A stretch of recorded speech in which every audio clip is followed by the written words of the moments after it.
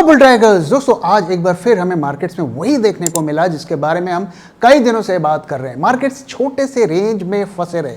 Nifty की बात करें तो वो डबल डिजिट करीब डाउन रहा, बैंक निफ्टी करीब 200 पॉइंट से ज़्यादा डाउन रहा। लेकिन ये थोड़ा मिसलीडिंग है क्योंकि अगर आप इंडेक्स को छोड़ के स्टॉक्स में देखें तो वहाँ बड़ी तबाही आज हमें देखने को मिली। कई स्टॉक्स 2-2, 3-3% गिरे और कई इंडेक्स में भी हमें 2% से ज़्यादा की गिरावट देखने को मिली।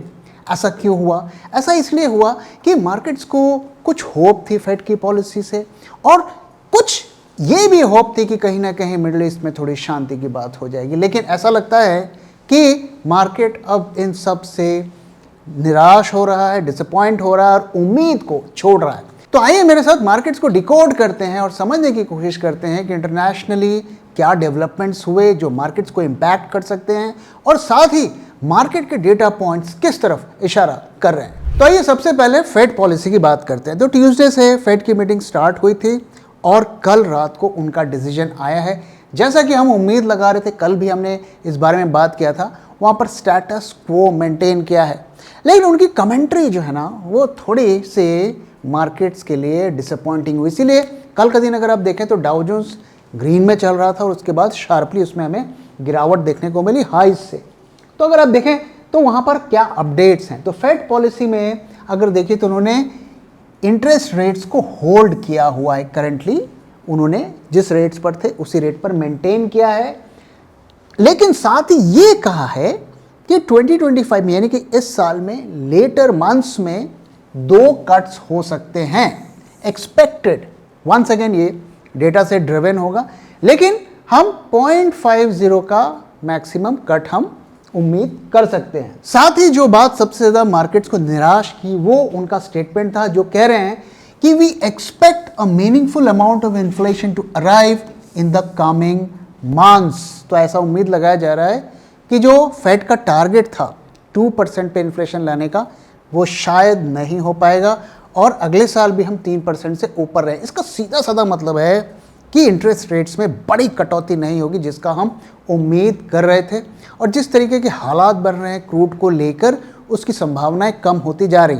अब डोनाल्ड ट्रंप ये सबसे बहुत ज़्यादा निराश हैं। वो लगातार कह रहे थे, फेड को प्रेशराइज कर रहे थे कि आप रेट्स को कट करिए, जिसकी वजह से मार्केट्स को भी होप थी कि शायद कुछ ना कुछ आ जाएगा। लेकिन फेड किसी तरीके से प्रेशर में नहीं आए। ट्रंप बार बार ये कह रहे हैं कि अगर आप 2% रेट कट्स कर देंगे तो यूएस गवर्नमेंट के $600 बिलियन बच जाएंगे जो इंटरेस्ट वो पे करते हैं। लेकिन जैसा होता है ना, घर में छोटा बच्चा जिद करता है चीज़ों के लिए, लेकिन जो समझदार लोग होते हैं वो उसकी जिद को हमेशा नहीं मानते हैं। तो वही काम फेड ने किया और उन्होंने जो भी इन्फ्लेशन का डेटा और जो भी एक्सपेक्टेड इन्फ्लेशन फ्यूचर मंथ्स में आने वाला है उसको ध्यान में रख के स्टेटस क्वो को मेंटेन किया।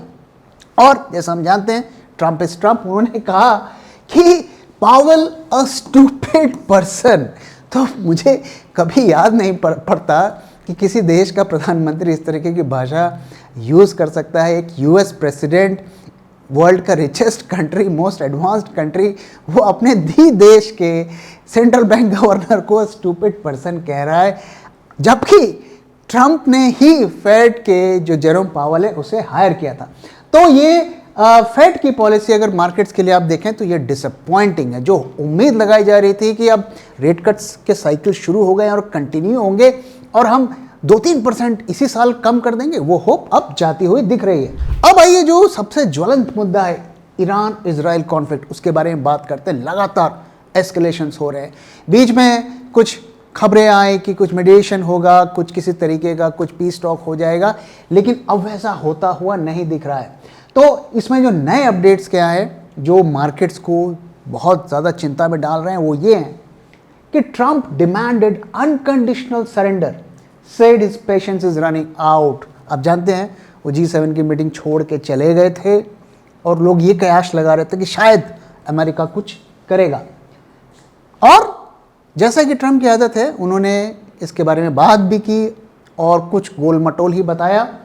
उनका कहना था, I may do it, I may not do it, nobody knows what I am going to do it. तो जब उनसे पूछा गया कि आप ईरान पे अटैक करेंगे तो उन्होंने ये स्टेटमेंट रखा, कन्फ्यूजन का माहौल बनाया। अब देखिए यहाँ पे जो ईरानियन सुप्रीम लीडर हैं उन्होंने ट्रंप के डिमांड को नकार दिया, नो अनकंडीशनल सरेंडर, हम सरेंडर नहीं करेंगे। और उनके जो गवर्नमेंट ऑफिशियल्स ने कहा, intelligent people who know Iran will never speak to this nation in threatening language. और ये सही भी है, आप किसी भी कंट्री को थ्रेट करके घुटनों पे नहीं ला सकते। अगर वो आत्मसम्मान वाला देश है तो वो कभी नहीं मानेगा। तो आप तेवर देख रहे हैं ना कि कोई झुकने को तैयार नहीं है। तो अब ये प्रश्न है कि क्या अमेरिका आसानी से ईरान के ऊपर अटैक कर देगा? ये इतना आसान नहीं लग रहा है। देखिए, इजराइल लगातार अमेरिका पर प्रेशर बना रहा है और यहाँ तक कह दिया कि ईरान यूएस प्रेसिडेंट को असैसिनेट करना चाहता है। इसी तरीके से उसने अमेरिका को उकसाया, लॉबिंग की और मिडल ईस्ट में जो गल्फ वॉर वगैरह हुआ उसके लिए अमेरिका को प्रेशराइज किया। अमेरिका ने जो सद्दाम हुसैन के साथ लड़ाई लड़ी उसमें करीब $3 ट्रिलियन उन्होंने खर्च किए, अपने देश के पैसे को खर्च किए। अब इसको लेकर जो अब माहौल बनाने की कोशिश हो रही है कि इजराइल एक बार फिर उन्हें कह रहा है कि आप जाकर अटैक करिए, तो वहां पे अमेरिका में ट्रंप के सपोर्टर, मागा supporters, make America great again supporters जो हैं वही दो भाग में बट गए हैं। क्योंकि मागा के सपोर्टर्स हैं वो ये कह रहे हैं कि ट्रंप तो इस प्रॉमिस पर आए थे कि वो अब कोई लड़ाई नहीं लड़ेंगे और देश की तरफ ध्यान देंगे और एक बार फिर हम लड़ाई की बातें क्यों हो रही। तो उनका जो कोर सपोर्टर है वो भी इसके अगेंस्ट में जा रहा है। इसलिए इतना आसान नहीं है कि अमेरिका अटैक कर देगा, लेकिन हम जानते हैं अमेरिका को जो करना होता है करता है और किसी ना किसी तरीके से वो अपने पब्लिक के जो ओपिनियन को भी चेंज कर सकते हैं। तो इन दोनों चीज़ों को अगर देखें, फेड ने क्या कहा और ईरान और अमेरिका में क्या हो रहा है, इसका मार्केट से क्या कनेक्शन है। देखिए, हम ये तो जानते हैं कि यूएस में इस वक्त हालत बहुत ख़राब है। उनका डेट टू जीडीपी रेशियो 120% से ज़्यादा ऊपर हो गया। उनकी करेंसी काफ़ी ज़्यादा वीक होती जा रही है और वो काफ़ी अपना जीडीपी का बहुत बड़ा परसेंटेज जो है सिर्फ यूएस ट्रेजरीज के इंटरेस्ट, जो उनके कर्जे हैं उसके इंटरेस्ट देने में ही खर्च कर दे रहे हैं। तो उन्हें ये सब फिक्स करना है। तो अगर वो वॉर पे जाते हैं तो ये एक और उनके इकॉनमी पर बहुत बड़ा धब्बा होगा, उनके रिसेशन के चांसेस बढ़ जाएंगे और उनके इंटरेस्ट रेट्स जो है कम होने के नाम नहीं लेंगे। तो ये सारा कुछ वर्ल्ड इकोनॉमी को इम्पैक्ट करेगा। और दूसरी तरफ अगर आप देखें तो फेड ने भी इसी बात को कहा है कि हम इंटरेस्ट रेट इतने आसानी से कम करने वाले नहीं हैं।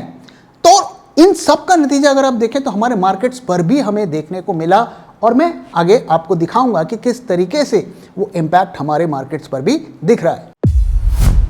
2021 के बुल ट्रैक पोर्टफोलियो में हमने ऐड किया था कोचिन शिपयार्ड, जिसने 2 साल में 10 गुना से ज़्यादा रिटर्न दिया, क्योंकि एक पैरामीटर चीख चीख के कह रहा था मुझे खरीदो खरीदो खरीदो। और ये कोई तुक्का नहीं था, क्योंकि 2021 के पोर्टफोलियो में कई स्टॉक्स मल्टी बैगर साबित हुए। और जो हमारा लेटेस्ट 2024 का पोर्टफोलियो है, रीसेंट ब्लड बाथ में भी कंसिस्टेंटली प्रॉफिटेबल बना रहा। तो क्या आप सीखना चाहते हैं कि कैसे हम मल्टी बैगर स्टॉक्स को आइडेंटिफाई कर सकते हैं और कैसे हम एक छोटे स्टॉक को बड़ा स्टॉक बनने से पहले पकड़ सकते हैं? इफ़ यस, तो हमसे जुड़िए और इस इवेंट को अटेंड करने के बाद आपके इन्वेस्टिंग डिसीजंस में एक नया कॉन्फिडेंस होगा और आप इन्वेस्टिंग को एक नए नज़रिए से देख पाएंगे, ज़्यादा क्लैरिटी के साथ। Invest for alpha, a 2-day online workshop जहां पे आप कुछ खास सीखेंगे, जैसे कि how to spot multibaggers, evaluating a stock, valuation parameters और भी बहुत कुछ। 26 और 27 जुलाई सुबह 9:30 बजे से लेकर शाम के 6:30 बजे तक। Invest for alpha, invest like a pro, be an OG investor. Investment in securities market are subject to market risks. Read all the related documents carefully before investing. तो आइए अब एक एक करके डेटा पॉइंट्स को देखते हैं, वहां पर हमें क्या देखने को मिल रहा है। तो आज देख सकते हैं कि सभी सेक्टर्स डाउन रहे, ऑटो थोड़ा अप रहा।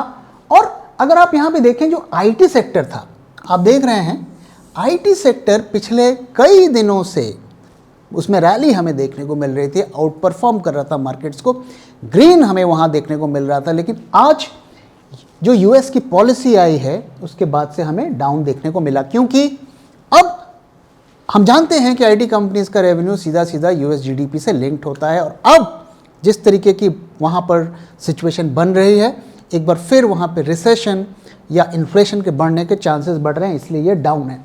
तो आप देख सकते हैं सभी सेक्टर्स डाउन रहे, लेकिन आप यहाँ पर अगर आप देखिए तो रियल्टी सेक्टर डाउन रहा, मीडिया डाउन रहा, पीएसयू बैंक्स जो इतने टाइम से इतनी वहाँ पे स्ट्रेंथ देखने को मिल रही थी, वहाँ पर भी अच्छी खासी हमें सेलिंग देखने को मिली। तो पूरा मार्केट डाउन रहा, लेकिन निफ्टी बहुत ही एक छोटे रेंज पर आज ट्रेड हुआ। इसीलिए मैं आपसे कह रहा हूँ कि अंदर की कहानी कुछ और है, ऊपर की दिखाने की कहानी कुछ और है।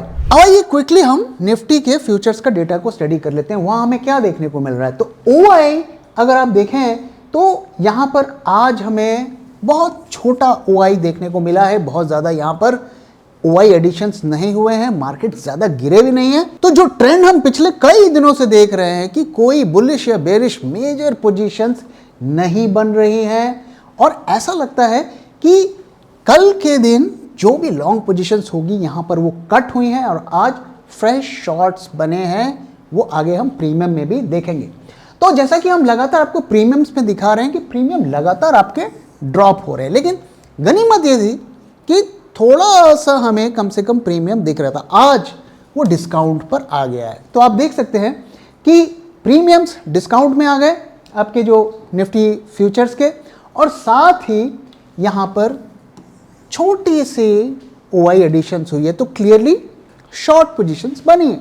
लेकिन शॉर्ट पोजीशंस अगर आप देखें, अच्छी चीज़ ये है कि बहुत ज़्यादा नहीं बनी है, यानी कि अभी भी मार्केट को कुछ ना कुछ होप है कि शायद कुछ पी स्टॉक हो जाए, कुछ हो जाए, इसीलिए बड़े बेट्स यहाँ पर नहीं लिए जा रहे हैं। क्लियरली मैं आपसे बता रहा हूँ कि इस वक्त मार्केट का ट्रेंड क्या है, वेट एंड वॉच इंडेक्स में, लेकिन स्टॉक में वो कहानी नहीं है। स्टॉक में लगातार डंपिंग चल रही है, और ऐसा लग रहा है कि आने वाले दिनों में भी चलेगी। अब आइए सभी डेटा पॉइंट्स की एक समरी देख लेते हैं, वहाँ हमें क्या देखने को मिल रहा है। तो अगर आज आपके दिन देखिए तो निफ्टी 24,800 के आसपास क्लोज हुआ। आप देखिए सिर्फ 20 पॉइंट डाउन रहा, लेकिन मार्केट में किस तरीके की तबाही आई हमने देखा। कॉल आईवीज में कोई मेजर बदलाव नहीं है, 1% अप रहा बेरिश सेंटिमेंट्स, और पुट आईवीज में भी ड्रॉप देखने को मिला। ये थोड़ा सा सरप्राइजिंग है, और शायद आज एक्सपायरी की वजह से ऐसा हमें देखने को मिला। लेकिन अभी भी मैं कहूँगा कि कॉल और पुट आईवीज दोनों नॉर्मल रेंज में नहीं है। मैं आपसे लगातार शेयर कर रहा हूँ कि 12 से नीचे हम उसे नॉर्मल मानते हैं। आइडियली 10% के आसपास जो होती है अच्छी सिचुएशन होती है, तो अभी भी कंटिन्यूअसली हम उससे ऊपर चल रहे हैं। पुट कॉल रेशियो में आज देखिए तो आज एक जंप आया है। तो आप देखिए पुट कॉल रेशियो को आप देखिए बहुत ज़्यादा फ्लक्चुएट कर रहा है, 1 से 0.96 फिर 97, फिर इतना बड़ा ड्रॉप देखने को मिला, फिर राइज देखने को मिला, फिर जो है अचानक से राइज देखने को मिला। तो बहुत ज़्यादा फ्लिप फ्लॉप कर रहा है। ऐसा लग रहा है कि लोग बहुत ही शॉर्ट टर्म की पोजीशंस बना रहे हैं कि आज खरीदो कल बेचो, और ज़्यादा पोजीशंस को 1-2 महीनों के लिए कैरी नहीं कर रहे हैं। ये डेटा देखकर यही हमें लग रहा है, क्योंकि इतनी ज़्यादा फ्लिप फ्लॉप्स मुझे लास्ट टाइम याद नहीं आता कि कब हमें देखने को मिला था। तो ये इंडिकेट करता है कि मार्केट में कोई मेजर अप्स एंड डाउन फिलहाल हमें नहीं दिख रहे हैं। अगर हम निफ्टी की बात करें, इंडाइसेस की बात करें, विक्स को देखें 14% के आसपास अटका हुआ है, कोई वहां पर मेजर बदलाव नहीं है। Once again it is indicating कि जैसे चीजें चल रही हैं वैसी ही चलेंगी। फ्यूचर के मत में जैसा कि मैंने आपको कहा कि आज बहुत ही छोटा ओआई ऐड हुआ, करीब 2000 कॉन्ट्रैक्ट का। नेक्स्ट मंथ में भी अगर देखें तो 3243 कॉन्ट्रैक्ट्स ऐड हुए, दोनों मिलाकर करीब 5000 के आसपास ही ओआई एडिशंस हुई हैं। और ये देखिए फ्यूचर का प्रीमियम अब डिस्काउंट में आ गया है। पिछले कई दिनों में हमें ये डिस्काउंट में नहीं दिखा, लेकिन धीरे धीरे कम होते होते फाइनली ये डिस्काउंट पर आ गया। और अगले मंथ में भी अगर आप देखिए तो अब हम 121 से 99 100 से नीचे आ गए हैं। अब देखिए कहीं पर भी आपको दिख रहा है 100 से नीचे नेक्स्ट मंथ का प्रीमियम। और नॉर्मली अगर आप देखिए तो करंट मंथ के भी अभी कुछ दिन पहले प्रीमियम 100 से ऊपर थे और हमने यहाँ पर देखिए आप 423 का प्रीमियम भी देखा है नेक्स्ट मंथ में, किस तरीके का ड्रॉप हमें देखने को मिला है। तो ये दिखा रहा है कि बेयरिश बायस मार्केट में चल रहा है। दूसरी तरफ अगर आप देखिए तो टर्नओवर पिछले 2 दिनों से काफ़ी कम है। लगातार आप देखिए 1 लाख से हम ऊपर कर रहे थे, लेकिन अब ये 90,000 से नीचे आ गया है। तो क्या हो रहा है, मार्केट्स थोड़े से डाउन है, टर्नओवर भी डाउन है। ये इंडिकेट कर रहा है कि इसी तरीके से चीज़ें चलेंगी। और यहाँ पे देखिए आप जो एडवांस डिक्लाइन रेशियो ये पैथेटिक है। 20 पॉइंट निफ्टी डाउन है, लेकिन सिर्फ 500 स्टॉक्स ऐसे हैं जो एडवांस हैं और 2363 स्टॉक्स ऐसे हैं जो डाउन है। तो 500 अप और करीब 2300 डाउन। तो सिर्फ 18 पॉइंट के इंडेक्स में ही हमें ये देखने को मिल रही है। इसीलिए हम लगातार आपके साथ शेयर कर रहे हैं कि असली खेला जो है ना वो स्टॉक्स में हो रहा है। निफ्टी बैंक निफ्टी से बाहर निकलकर हमें देखना है, वहीं पर असली खेला हो रहा है। अब आइए क्विकली चार्ट पे भी देख लेते हैं। चार्ट पे जैसा कि मैं दिखा रहा हूँ कुछ वहाँ पे खास हो नहीं रहा है और मार्केट्स उसी तरीके से रेंज पर फंसे हुए हैं। और आप देख सकते हैं कि कितने छोटे छोटे कैंडल्स हमें देखने को मिल रहा है। बॉडी जो है कितनी छोटी है, मार्केट्स एक रेंज में ही फंसे हुए हैं। तो निफ्टी में अगर आप देखेंगे तो पोजिशनल में बहुत ज़्यादा अपॉर्चुनिटीज़ हमें नहीं दिख रही हैं। कोई भी इंडिकेटर में यहाँ पर मेजर बदलाव नहीं है और हमारा स्टैंड वही है जो पहले था। ये हमारा की लेवल है 24670, इससे नीचे ही हम शॉर्ट्स में आएंगे। और दूसरी चीज़ जो मैं आपसे लगातार शेयर कर रहा हूँ कि जब तक ये ब्लैक लाइन ये अंदर नहीं घुसेगी, इस चैनल के अंदर नहीं घुसेगी, मार्केट में मेजर उतार चढ़ाव नहीं होगा।